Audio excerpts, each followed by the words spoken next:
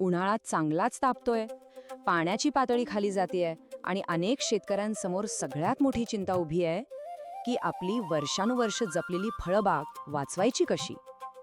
चला तर मग आज आपण दुष्काळावर मात करण्यासाठी 7 अत्यंत प्रभावी आणि सिद्ध उपायांवर नजर टाकूया. हाच प्रश्न आज महाराष्ट्रातल्या अनेक शेतकऱ्यांच्या मनात घर करून बसलाय. अहमदनगर, सोलापूर, बीड, लातूर, नाशिक सगळीकडे हीच परिस्थिती आहे.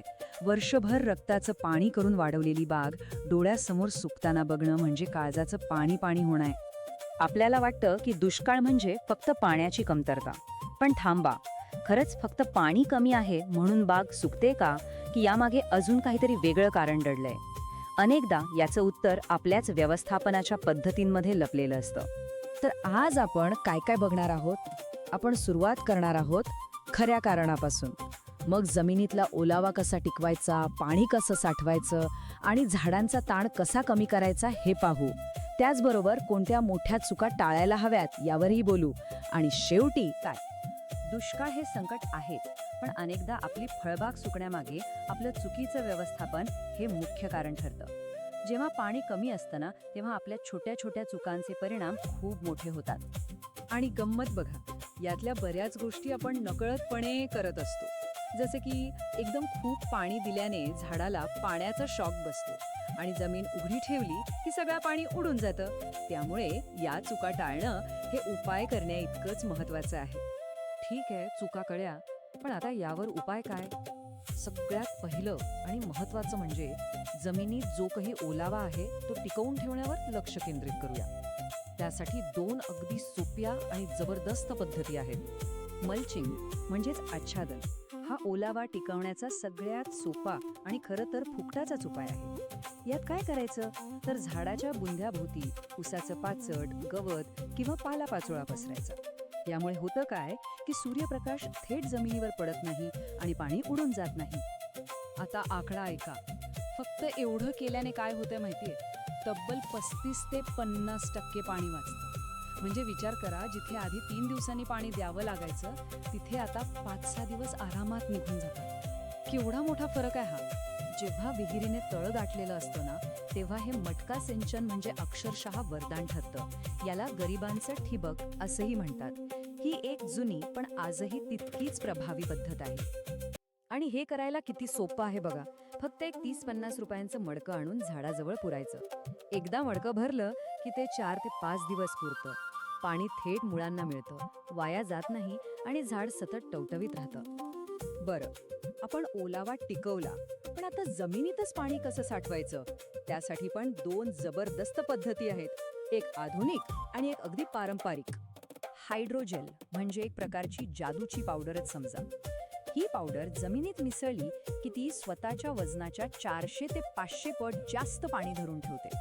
जेव्हा जमीन कोरडी होते तेव्हा हे जेल हळूहळू मुळांना पाणी पुरवतं. एका झाडाला फक्त 50 ते 100 ग्रॅम म्हणजे अगदी मूठभर पावडर पुरेशी होते. आणि हा तर अगदी शून्य खर्चाचा उपाय आहे. झाडाच्या भोवती 4 छोटे खड्डे करायचे. पाऊस पडला की पाणी वाहून न जाता या खड्ड्यांमध्ये साठतं आणि हळूहळू जमिनीत मुरतं. आणि हेच साठलेलं पाणी ऐन उन्हाळ्यात झाडासाठी अमृत ठरतं. आतापर्यंत आपण जमिनीसाठी काय करायचं ते बघितलं, पण आता जरा वेगळा विचार करूया. आपण थेट झाडालाच मदत करू शकतो का? झाडावरचा बोझा, त्याचा ताण कमी केला की त्याची पाण्याची गरजही आपोआप कमी होते. एक गोष्ट लक्षात ठेवा, दुष्काळात छाटणी करताना 100 वेळा विचार करायचा. फक्त वाळलेल्या, रोगट किंवा एकमेकांना घासणाऱ्या फांद्याच काढायच्या. जास्त छाटणी म्हणजे झाडावर केलेला अन्याय. त्याने झाड आणखी कमजोर होतं. त्यामुळे फक्त हलकी छाटणी हाच नियम आहे. हे बघा, आपल्याला एक अंदाज पाहिजे की कोणत्या झाडाला किती पाणी लागतं. जसं की आंब्याला साधारणपणे 50 ते 80 लिटर पाणी लागतं, पण दुष्काळात ते 25-35 लिटरवरही जगू शकतं. आणि हो, सगळ्यात महत्त्वाचं, पाणी द्यायची वेळ. सकाळी लवकर किंवा संध्याकाळी उशिरा. दुपारी पाणी दिलं तर ते उडूनच जातं, झाडाला मिळत नाही. आतापर्यंत आपण काय करायचं हे सगळं पाहिलं, पण काही गोष्टी अशा आहेत ज्या चुकूनही करायच्या नाहीत. या चुका इतक्या गंभीर आहेत की त्या आपली सगळी मेहनत वाया घालवू शकतात. त्या कोणत्या ते बघूया. ह्या 4 चुका म्हणजे दुष्काळात बाग संपवण्याचा हमखास मार्ग आहे. झाड आधीच पाण्यामुळे ताणात असतं, त्यात आपण रासायनिक खतं दिली की मुळं जळतात. तीव्र फवारणी किंवा जास्त छाटणी केली की ते आणखी कमजोर होतं. म्हणून या काळात झाडाला कमीत कमी त्रास द्यायचा. हे सगळं ऐकायला तर ठीक आहे, पण खरंच असं होतं का? तर हो. चला भेटूया अहिल्यानगर जिल्ह्यातल्या शेवगावच्या सोनाजी बागडेंना. त्यांनी याच पद्धती वापरून आपली सुकत चाललेली मोसंबीची बाग केवळ वाचवली नाही, तर त्यातून जबरदस्त नफाही मिळवला. सोनाजींनी काय केलं? त्यांनी मल्चिंग, मटका सिंचन आणि ठिबक सिंचन या तिघांचा वापर केला आणि त्याचे परिणाम तर बघा, डोळ्यांवर विश्वास बसणार नाही. आधी जिथे आठवड्याला 7,000 लिटर पाणी लागायचं, तिथे फक्त 4,200 लिटरवर काम झालं. ही पाण्याची बचतच त्यांच्यासाठी संजीवनी ठरली. आणि याचा आर्थिक फायदा किती झाला असेल? ऐन दुष्काळात जेव्हा आजूबाजूच्या बागा सुकल्या होत्या, तेव्हा सोनाजींच्या बागेतून तब्बल 3.5 लाख रुपयांचं उत्पन्न निघालं. म्हणजे बघा, योग्य व्यवस्थापनाने फक्त बागच नाही, तर शेतकऱ्याचं अख्खं वर्ष वाचवलं. चला तर मग एकदा पटापट बघून घेऊया की आपण काय शिकलो. मल्चिंग हा पहिला आणि सर्वात सोपा उपाय. पाणी अगदीच कमी असेल तर मटका सिंचन वापरायचं. पाणी देण्याची वेळ सकाळी किंवा संध्याकाळची ठेवायची.